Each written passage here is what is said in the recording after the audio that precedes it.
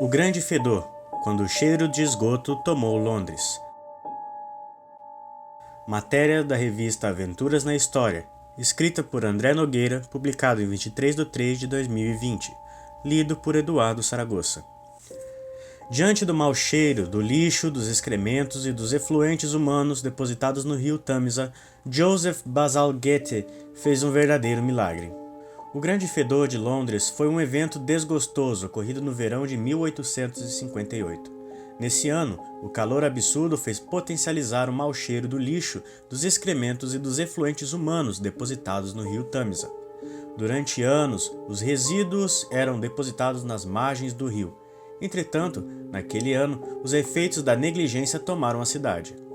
Era uma época em que Londres crescia exponencialmente. Entre 1801 e 1861, a cidade aumentou de 950 mil pessoas para 2,8 milhões. E foi somente em 1853 que nasceu o primeiro órgão responsável por obras públicas na capital, o Metropolitan Board of Works. O problema dos dejetos humanos era resolvido com fossas, mais de 200 mil pela cidade, que transbordavam corriqueiramente. A parte pobre da cidade lançava os dejetos nas ruas e rios. Mesmo as redes de esgoto existentes não eram como as contemporâneas. Elas eram projetadas para impedir alagamentos em Londres, não para distribuição saudável de água suja. E todos os afluentes dessa rede desembocavam no rio Tâmisa, que corta Londres. Em pouco tempo, com o crescimento desenfreado da cidade, o rio se tornou uma poça de esterco. Quando ele estava caudaloso, os excrementos eram deslocados de um lado para o outro, ao passo que, quando não chovia, as águas ficavam paradas e os resíduos boiando.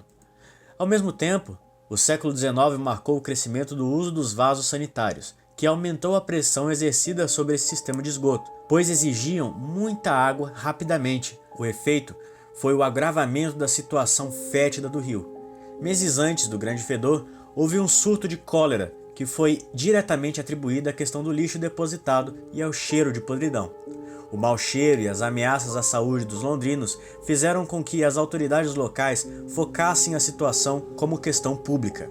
Iniciou-se uma busca por soluções para aquele quadro nojento, que foi encontrado no plano de revitalização de esgotos de Joseph Bazalgette. Bazalgette tinha uma estratégia de aproveitar a topografia de Londres para criar um sistema de vias subterrâneas para o escoamento de dejetos.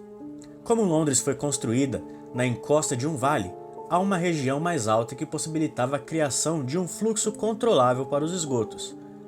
Esse plano possibilitou que a rede de Londres pudesse interceptar as águas canalizadas e acompanhar o fluxo do Tâmisa, para que, assim, se lançasse os excrementos para fora da cidade, nos cruzamentos, para onde as vias convergiam. Foram construídas estações de tratamento de água. Quando a correnteza do rio para a foz era mais intensa, as comportas da rede eram abertas e a água suja era facilmente lançada para fora do perímetro urbano. A experiência londrina com o Grande Fedor, que culminou na solução de Bazalgette, fundamentou o que hoje entendemos como um planejamento urbano que não era incentivado como prática governamental até a metade do século XIX. O engenheiro criou bases sólidas para o argumento de que uma boa cidade funcional passa pela administração e a construção racional de uma estrutura decente. O link para a matéria original está na descrição do vídeo. Muito obrigado por assistir, deixe seu like e se inscreva no canal. Até o próximo vídeo e muito obrigado pela sua atenção.